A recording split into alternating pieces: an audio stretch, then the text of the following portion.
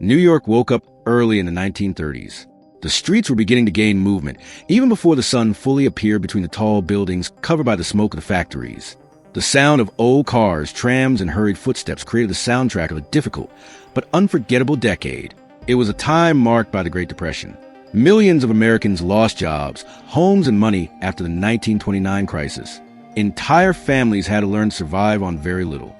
In many cities, huge queues formed in front of communal kitchens to get a simple plate of soup and a piece of bread. Even in the face of difficulties, life went on.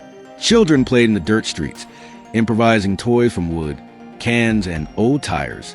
Many of them helped their parents by working from an early age, selling newspapers, carrying boxes, or cleaning shoes on busy sidewalks. Inside the houses, the radio was the center of attention. Families gathered around that large wooden apparatus to listen to news, soap operas, jazz music, and speeches that gave hope in difficult times. It was the most important entertainment of the time. Meanwhile, jazz dominated the bars and nightclubs. Even with the economic problems, people were still looking for moments of joy. Men wore elegant suits and hats. Women appeared with sophisticated dresses, short hair, and striking makeup.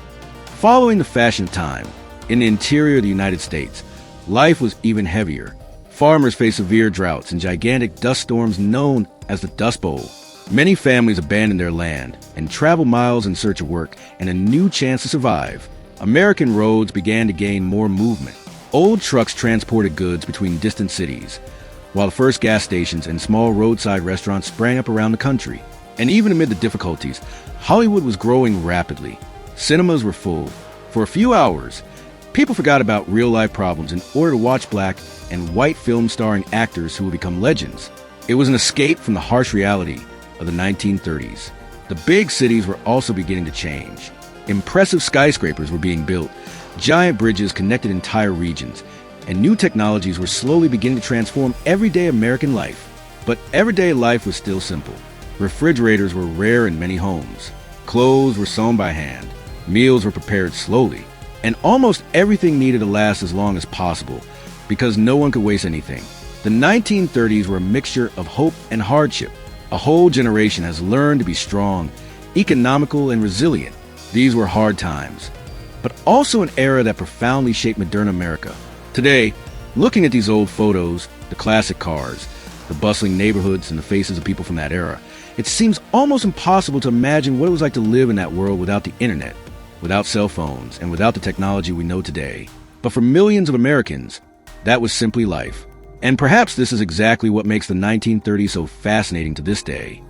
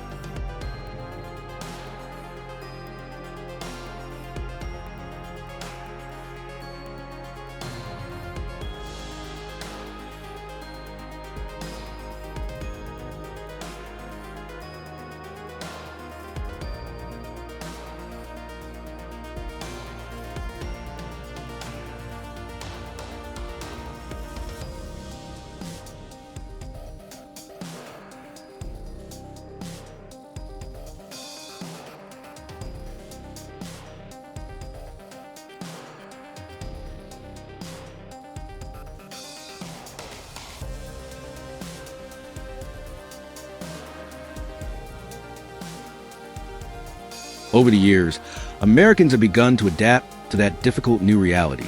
People have learned to fix everything instead of buying something new. Shoes were patched several times. Clothes passed from brother to brother. Nothing was wasted.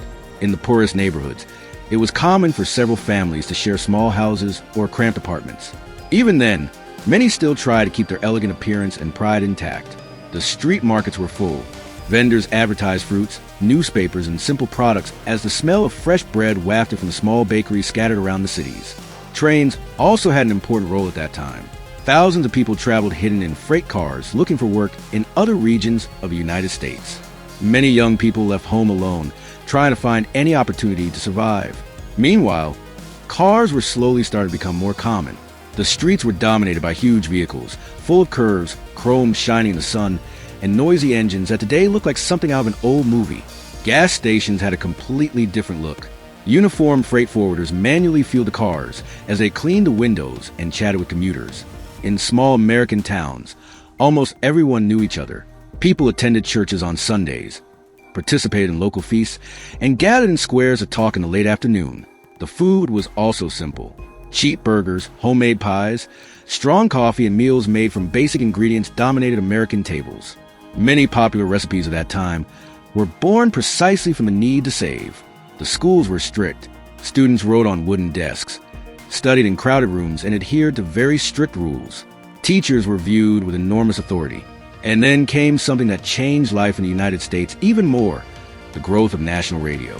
Entertainment programs began to unite millions of people at once. For the first time, families in different parts of the country heard the same songs, the same stories, and the same news. But despite all the nostalgia we see today in old photos, the truth is that living in the 1930s was not easy. Winter could be cruel for those without work. Factories were closing. Many men spent days looking for work. And countless families depended on government help to keep living. Still, there was a strong sense of togetherness. Neighbors helped each other. Communities supported each other.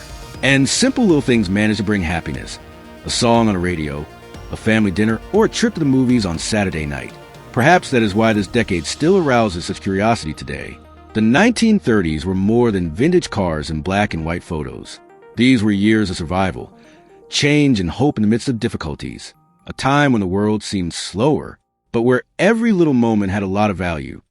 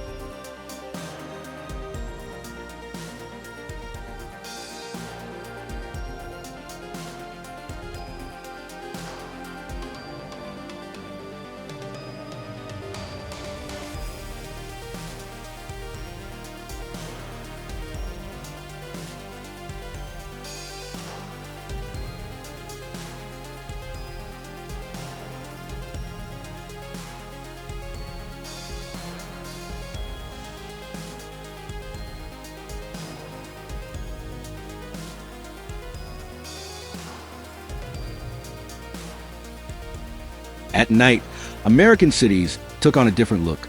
Sign lights lit up the rain-soaked streets as the distant sound of jazz escaped from the bars and restaurants. In cities like New York City and Chicago, nightlife remained intense even during hard times. People crowded small clubs to forget about problems for a few hours. Musicians played saxophones, pianos, and trumpets in smoke-filled environments and low conversations. It was a time when music had soul, and it was often the only escape from reality. Meanwhile, in many remote neighborhoods, silence dominated the streets. Families closed their doors early, lit small lamps, and gathered to talk after dinner. Without television, without internet, and without modern distractions, people spent much more time together. The children listened to stories from their grandparents. Adults played cards or dominoes, and the radio remained the main company of the house. In the American camps, work began before dawn. Farmers woke up early to take care of the animals, plant crops, and try to save their crops from the droughts that destroyed several regions of the country. Many farmers lost everything during the Dust Bowl. Large clouds of dust covered entire cities, pouring in through windows, covering furniture and making breathing difficult. Some families traveled for days in old cars and trucks loaded with suitcases, mattresses, and dreams. They sought work in wealthier states, especially California. At the same time, the United States was slowly beginning to rebuild. New roads appeared, huge bridges were built, and big government projects gave jobs to thousands of people.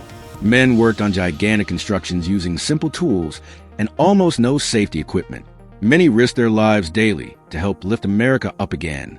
Photographs from that time showed tired faces, but they also showed determination. Even in the face of poverty, many people still made a point of dressing well to go out on the street. The hat was almost mandatory for men, while women wore elegant coats and impeccable hairstyles. It was a completely different world than today. There were no Moderna supermarkets. There were no cell phones. There were no social networks. The news traveled slowly. The letters took days to arrive, and every moment seemed to last longer. Perhaps this is exactly what makes the 1930s so fascinating in old images. Classic cars crossing busy avenues, the cinemas shining at night, the small American eateries full of customers, and the faces of ordinary people trying to survive in one of the most difficult decades in history. The 1930s were a time of struggle, but it was also years that created stories, customs, and memories that live on to this day. And when we look at these old images, it seems that we are observing a world lost in time.